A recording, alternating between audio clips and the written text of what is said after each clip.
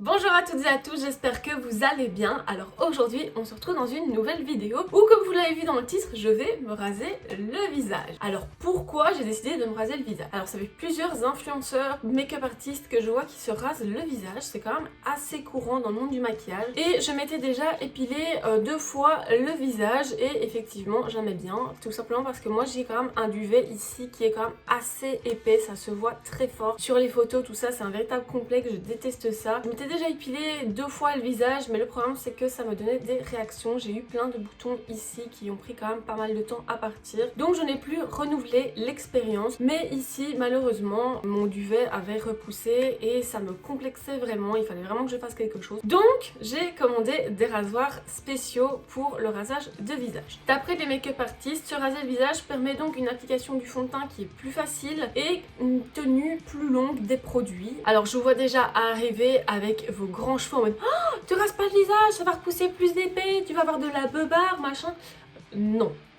Alors, pour avoir de la barbe, il faut avoir un taux de testostérone quand même assez élevé ou alors avoir déjà des poils très épais et très voyants de base, ce qui n'est absolument pas du tout mon cas. Alors moi de base, je suis blonde, donc mes poils sont très fins, très clairs, très peu voyants, donc je peux me permettre de me raser. En tout cas, ça fait 10 ans, même plus, que je me rase les jambes parce que mes poils sont tellement fins que l'épilation ne fonctionne pas. Donc ça fait plus de 10 ans que je me rase les jambes et je n'ai jamais constaté que mes poils repoussaient, que ce soit plus long, que ce soit plus dur, que ce soit plus épais, que ce soit plus foncé. Mes poils sont toujours restés les mêmes, donc je vois pas pourquoi ce serait la même chose sur mon visage. Donc voilà, au pire, si j'attrape de la barbe, je deviendrai une femme à barbe. Donc voilà, pour réaliser cette vidéo, j'ai acheté des petits rasoirs pour visage sur Shein. Donc je vous déconseille de faire ça avec un rasoir comme les hommes, vraiment le gros rasoir. Il vaut mieux, donc déjà ça vous permettra de ne pas vous couper et en plus de ça, ces petits rasoirs là sont vraiment très précis. Voilà, donc je crois que j'ai tout dit, je ne vais pas passer plus longtemps sur l'intro et je vous laisse donc avec les images du rasage.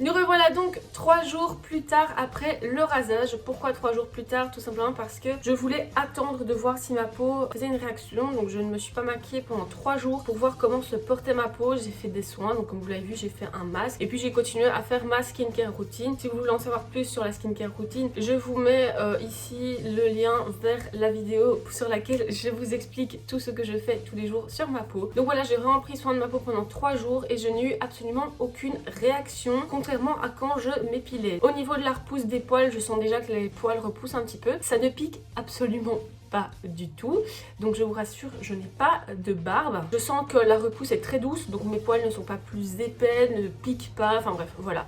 C'est des poils comme j'ai toujours eu. Au niveau de la fréquence de rasage, à mon avis, ça va être toutes les 2 ou 3 semaines. Maintenant, je vous propose qu'on se maquille ensemble pour voir s'il y a une différence sur l'application des produits. Donc principalement, forcément, du fond de teint. J'ai quand même un petit peu rasé ici, vous avez vu, au niveau des sourcils pour enlever les petits poils. Donc je vais voir aussi si ça donne une différence au niveau de mes sourcils ou pas. Donc voilà, je vous propose qu'on fasse ça ensemble tout de suite.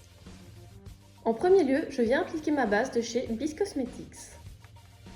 Ensuite, je prends mon fond de teint diamant de chez Être Belle en teinte la plus claire et je l'étale sur tout mon visage sans trop faire attention aux détails avec un pinceau teint de chez AliExpress.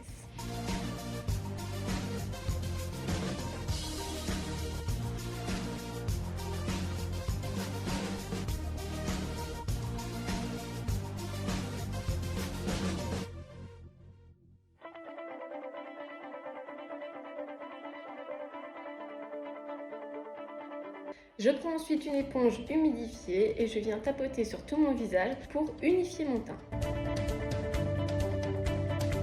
Avec mon concealer, je viens camoufler mes cernes, camoufler mes imperfections et également illuminer mes points de lumière. Je viens ensuite intégrer le tout avec une éponge humide.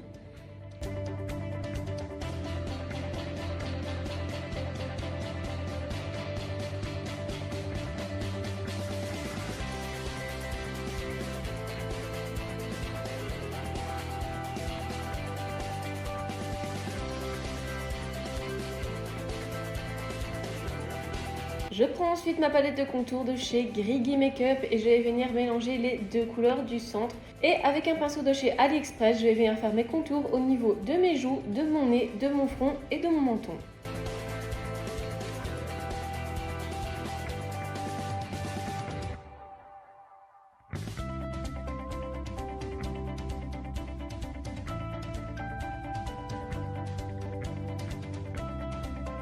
Ensuite, je prends un rouge à lèvres de chez Yves Rocher et je viens faire quelques petits points sur mon visage afin de faire mon blush crème. L'astuce du rouge à lèvres en tant que blush est vraiment très pratique lorsque vous n'avez pas de blush crème et que vous voulez faire un teint entièrement en produit crémeux.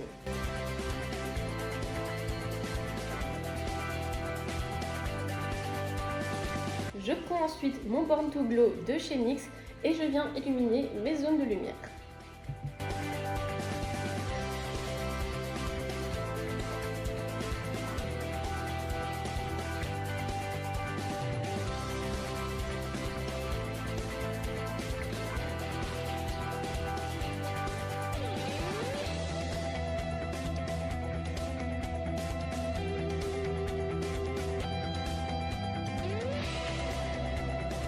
Et pour finir mon teint, je viens prendre ma poudre libre de chez Catrice, la Glow Illusion. Je viens poudrer le dessous de mes yeux en faisant bien attention à étirer la matière dans les plis des yeux. Et ensuite, je viens poudrer tout le reste de mon teint assez généreusement, mais au pinceau pour que ça reste naturel.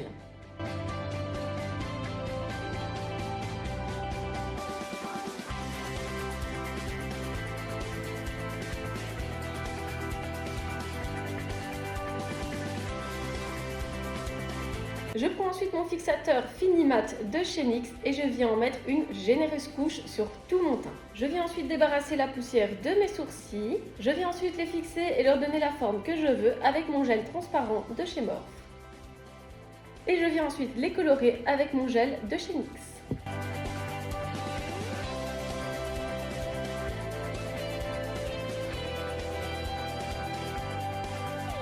Je viens bien sûr ensuite nettoyer le bas de mon sourcil et remplir ma paupière avec ma base P. Louise.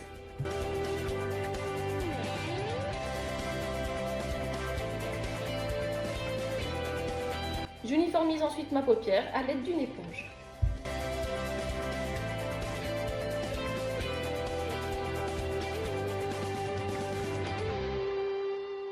Je viens poudrer le dessus de mon arcade sourcilière avec ma poudre Catrice de tout à l'heure.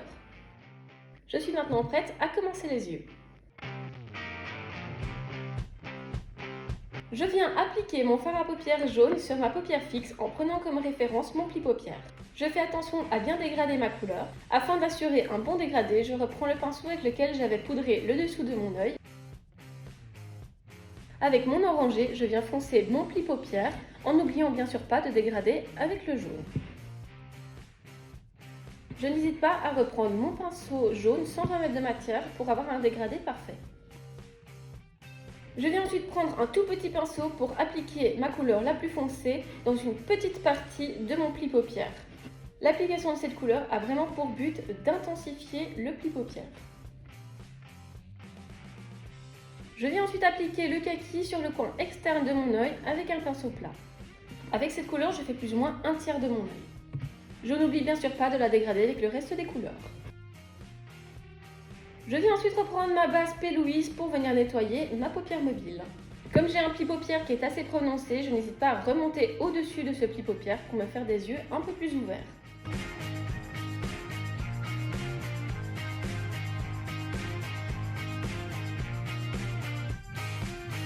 Je reprends une petite éponge pour venir unifier ma base. Et je reprends mon pinceau kaki sans rajouter de matière pour venir dégrader la base. Je viens appliquer mon fard pailleté à l'embout mousse pour avoir une meilleure application.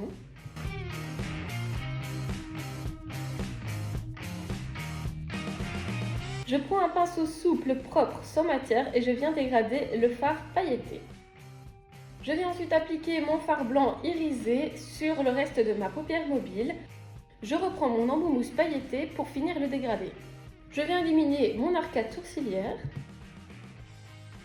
Je reporte ensuite les couleurs de mon œil sur le ras de cils inférieur. Donc, je commence par le kaki en bordant bien mon ras de cils. Je prends ensuite le orange que je dégrade correctement avec le kaki, sans oublier de faire le raccord avec le coin externe. Et pour finir le dégradé, je viens reprendre le jaune. Et là, je fignole vraiment pour essayer d'avoir quelque chose de très dégradé et de bien intégré dans mon teint. Je prends un crayon noir pour faire ma muqueuse supérieure. Et un crayon blanc pour faire ma muqueuse inférieure.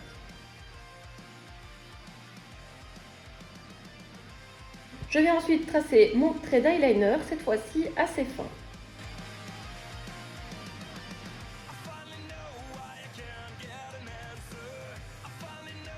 Je viens souligner mon trait d'eyeliner avec le Away We Glow de chez NYX.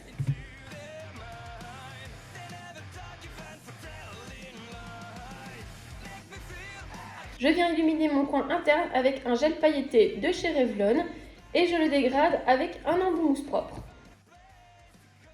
Je viens ensuite appliquer une fine couche de mascara sur mes cils.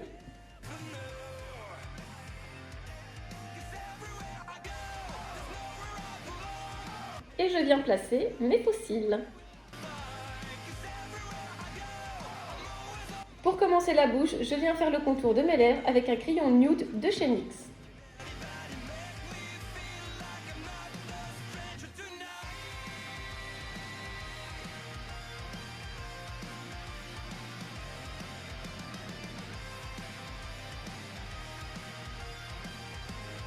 Je viens ensuite remplir l'entièreté de mes lèvres avec un rouge à lèvres couleur pêche de chez NYX encore une fois.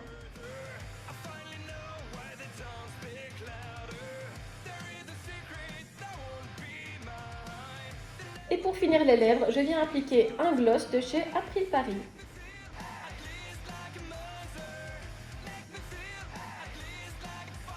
Et voilà le résultat.